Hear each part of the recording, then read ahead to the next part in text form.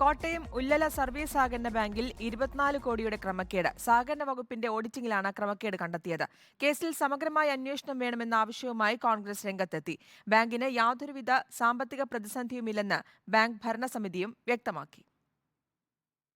2012 മുതൽ 2017 വരെയുള്ള കാലയളവിൽ മാത്രം 24.5 കോടി രൂപയുടെ ക്രമക്കേടാണ് നടന്നത്. മതിയായ ഈടുവാങ്ങാതെ വായ്പ നൽകി, മതിപ്പുവിലയും വിപണി മൂല്യവും കണക്കാക്കാതെ വസ്തു ഈടുവാങ്ങി വായ്പ കൊടുത്തു.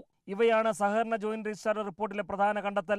സമഗ്രമായ അന്വേഷണം വേണമെന്നാണ് കോൺഗ്രസിന്റെ ആവശ്യം. ഈ കഴിഞ്ഞ 2012 മുതലുള്ള ആഡിറ്റ് റിപ്പോർട്ട് പ്രകാരം അന്നിരുന്ന ബോർഡ് മെമ്പർമാരുടെ ബന്ധുക്കൾക്കുമൊക്കെ വഴിവിട്ട് ലോണുകൾ നൽകിയിട്ടുള്ളതായിട്ടാണ് കാണുന്നത്. ആ ലോണുകളൊന്നും യഥാക്രമം തിരിച്ചടയ്ക്കുകയോ എന്നാൽ ആ ലോണുകൾക്ക് തത്തുല്യമായ ഈട് വസ്തു ഇല്ലാത്ത അവസ്ഥയാണ് ഇപ്പോൾ നിലവിൽ നിൽക്കുന്നത്. കാര്യമാത്ര പ്രസക്തമായ ഒരു ജുഡീഷ്യൽ അന്വേഷണം നടത്തണമെന്നുള്ളതാണ് ഞങ്ങളുടെ ആവശ്യം. ക്രമക്കേട് നടന്നുവെന്ന കണ്ടെത്തൽ സാങ്കേതികമാണ്. വായ്പാ കുടിശ്ശികയുള്ള വസ്തുക്കൾ തിട്ടപ്പെടുത്തി തുടർ നടപടികൾ ബാങ്ക് സ്വീകരിച്ചിട്ടുണ്ടെന്നും ബാങ്ക് ഭരണസമിതി പ്രതികരിച്ചു. യഥാർത്ഥത്തിൽ കണ്ടെത്തിയത് വായ്പകൾ കൊടുത്തത് പുതുക്കി വെക്കുമ്പോൾ വസ്തുവിന് വാല്യുവേഷൻ കുറഞ്ഞു എന്ന ഒരു കാര്യമാണ് റിപ്പോർട്ടിൽ പറയുന്നത്. അത് 2012 മുതൽ 2017 വരെയുള്ള കാലഘട്ടത്തിൽ വായ്പ എടുത്തവരിൽ തിരിച്ചു പിടിക്കാനാവാതെ കിടന്ന വായ്പകൾ ഇപ്പോൾ കർശനമായും തിരിച്ചു പിടിക്കുന്നതിനുള്ള നടപടികളാണ് നമ്മൾ സ്വീകരിച്ചിട്ടുള്ളത്. പതിറ്റാണ്ടുകളായി LDF ഭരിക്കുന്ന ബാങ്കാണിത്.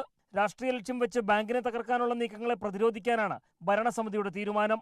റിപ്പോർട്ടർ, കോട്ടയം.